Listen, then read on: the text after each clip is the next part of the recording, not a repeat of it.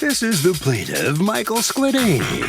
He says he rented a room in the defendant's apartment, and one of his tenants fell in love with him because he works out every day and has a pretty nice build. The woman drank a lot. He had to call the cops, and he's had it, so he moved out.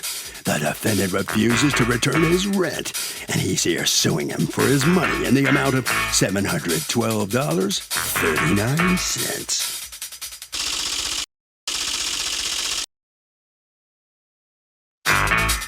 This is the defendant, Paul Heyman.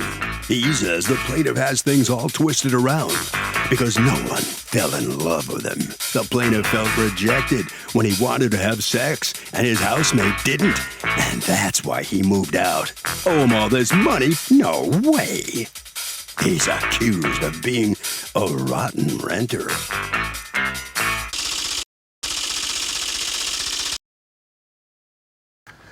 All parties, please raise your right hands. The People's Court is now in session. The Honorable Judge Marilyn Milian is now presiding. Litigants have been sworn, Your Honor. Thank you, Douglas. You're welcome. All right, Mr. Skladany, you're suing your former landlord, Mr. Heyman, for $712.39. You say he owes you. Tell me what happened. Well, I moved in February 2nd, and I got one box into the apartment before I was asked for 2 months' rent up front in cash. So I gave it to I'm surprised you got a box in, because I wouldn't let anybody into my apartment until they paid up front either. Correct. But go ahead.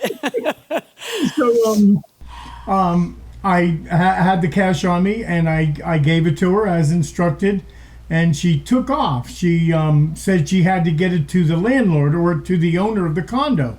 So that surprised me because I assumed she was the owner.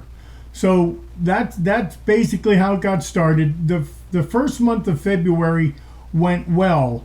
As you get to know each other, you tell stories, you share life stories and so forth, and everything was good in February. The person that rented the master, her name was Kathy. She used to tell me how much she adored me. And I would always cut that off. I'd say, hey, I'm just a friend, just a roommate. She was impressed with my stories, etc. Well, March, things, just innuendos got a little stronger. The top of the pajamas, the buttons weren't always buttoned up all the way. When I would eat at the counter above the sink, she made it a habit to bend over, in the kitchen. Bending over, a lady bending over can go to the side and bend over to pick something up. You don't have to do like if you were stretching your calves or your thighs. So it just got ugly. Thanks for that information. Just in case you needed to know. Just in case I needed to know how a lady can bend over. Okay, go ahead. You don't bend over that way when someone's eating. Anyhow, April, the day after Easter, we were having dinner. We went out for a cup of soup or something. Again, she had a few too many, and she started to insult me because our views on weddings differed. So she was telling me what a failure in life I was because I was married once and I got divorced. She's had like 3 or 4 weddings or marriages. So it just got ugly, insulting, and as far as I'm concerned, I really didn't want to speak to her again. Okay, that all happened on April 4th, right? April 2nd. And reading from your complaint, because I love this, while we were driving home, she was talking to me like I was her husband. She started insulting me and said I was a failure. Is that what husbands and wives? Apparently, that one marriage did not go well, if this is what you think of. It was kind of like, what? Wait. So April was chilly between you and your roommate. And then what happens? Not one word was spoken to me the rest of the month of April. Until April 28th, when she asked me for the rent early. Now, I had already made up my mind to move, to get out of there. So I said, it's not May 1st. That's our agreement, first of the month. On April 30th, you see my, where I gave her the 30-day notice. I wrote to Paul. The minute Paul let her know that he received an email, she just blew off the handle. What'd she do? Just screaming at me, "Get out of here! You're the most negative person in the world." So what are you suing the landlord for? Well, he's the one that gave me the lease. His name's on the lease. Right, but what does the landlord owe you? Is he refusing to give you a security deposit? No. You want him to pay for your moving truck, but you had a month-to-month tenancy, and you're the one who called it. Right. You're the one who called it on the 30 days, so I'm not getting refund for rent from May 14th through May 31st. Talk to me about that. Okay, so when I contacted Paul, he said I had to work out with her. So I went to her, and I asked her, and the first time she responded, she was under the influence, and you could tell by her response. But then she came back with a text and stated, "Hey, I have a new roommate that will be more than happy, will work the money out if you can get out by the 15th.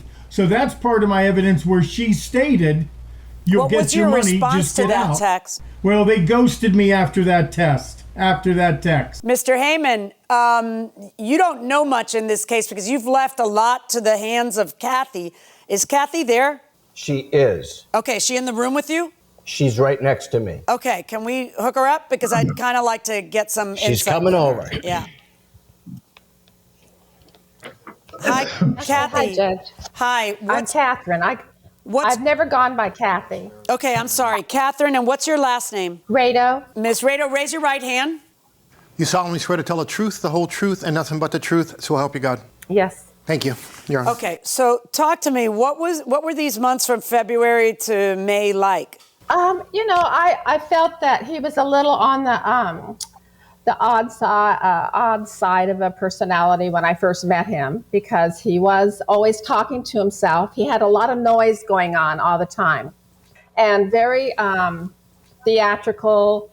And I could see that his temperament was really always on the edge. He was always ready to be offended about anything. So I was very cautious. I'm in the beauty industry, and I work with people every day. And I'm going to be 72 years old, and I made this arrangement because I know I don't look my age. No, you do not.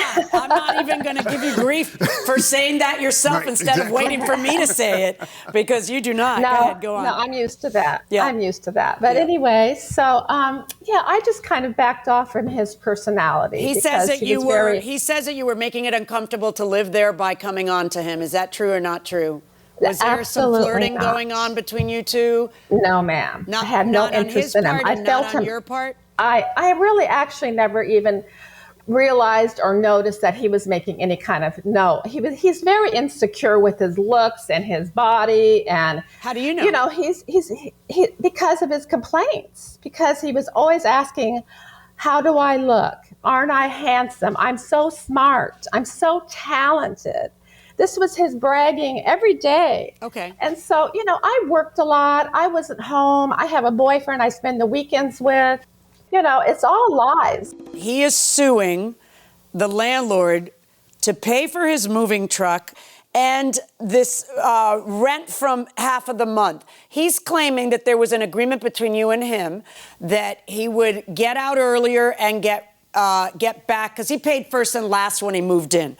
So he wanted to get recompense the other half of the month, and he's saying that you agreed to that. At any point in time, did you agree with him that he would leave at the middle of the month and get his rent back? No, absolutely not. What I did say to him, and I gave him a text, and you have a copy of it, I'm sure. I said, I have a new roommate that would be interested in moving in. Would you like to move out ahead of time, and we can work out that? And what did he respond to that? He never responded. I never got anything back. Mr. Skladany, tell me what you responded to that text. Okay, I did not move out. I'm visiting a friend in a hospital. I have my possessions and a lot of money in my room. Please do not bother me, because I have not vacated my room, which is paid for. I will clean on the 30th. Oh, and then I will clean on the 30th. Tell me then how it is that if you decide to leave earlier, someone agreed to pay you back the half of the month because you're supposed to give the landlord 30 days notice. You gave the landlord 30 days notice. Now you want to show me that you had an agreement with her to move out on the 15th and get the half a month. But the only time I see her offering for you to move out on the 15th, you're saying, I'll clean it on the 30th. I don't see you agreeing with her. But how does that mean that that you reached any kind of agreement? You're not entitled to the money. You're certainly not entitled to the moving truck. I don't know what planet you're living on there, but you're not even entitled to the May 14th through May 31st because you can't show me your offer and someone's acceptance. Whether it's him or her, I don't care because he did relegate it all to her. So, but the bottom line is that unless you can show me your offer of something and someone's subsequent acceptance of it, you don't have that deal, so you don't get that. So my verdict in this case is for the defendant. So the plaintiff fails in his effort to recover $712 from the defendant. Mr. Scaladini, how do you feel about the judge's decision? What are you thinking right now? She's 100% correct. I didn't have the agreement, but the person living in the master bedroom made it very uncomfortable to live there, screaming and getting, just blackout drunk. So it was an ugly situation, and I felt I had to get out. And you did. So I guess things are better. You just didn't get your money back. Mr. Heyman, how do you feel about the outcome of this case? Kind of surprised you got sued, aren't you? I'm very surprised. I was shocked, the whole thing. So the judge did a great job. I'm very pleased. Most defendants who win say the same thing. The judge did a great job, and you're happy. Doug, here's the thing. If two tenants are fighting, don't get along, you have a situation where one person makes an advance of the other, and the first tenant gets upset, that's not on the landlord. The only time it's really on the landlord is if one tenant does something that is really disruptive or crosses the line to the point where that tenant should be evicted and the landlord does nothing. Who do you admire most in the world? There is a soldier from World War II who's like right at the top of my list, and he's never gotten the recognition. He didn't win a Medal of Honor. He didn't get all the accolades that people usually get. It's certainly not during his lifetime because he died in 1985. And his name was Master Sergeant Roddy Edmonds, who served in the U.S. Army. He got captured by the Germans at the Battle of the Bulge, along with like 20,000 American soldiers, and was taken and marched to a prison camp. He got to the camp and he was separated into a group of 1,200 or so soldiers, but he was the ranking non-commissioned officer. So he was in charge of these guys. The first or second night that they're there, the German major in charge of the camp says, in the morning you're to send all of the Jews in your group, the Jewish officers, out in front of the barracks. So he gets up early in the morning and he says, we're all going out, and 1,200 men go outside. The German major walks over to them and says, grabs Sergeant Edmonds and says, these men can't all be Jews. So tell me who they are. And he says, no. The German major takes a pistol, puts it to his temple, and says, you're going to tell me who the Jews are now, or I'm going to shoot you where you stand. And Edmonds said, no.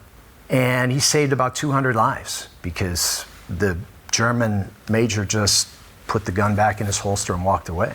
That guy's a hero. That's my guy.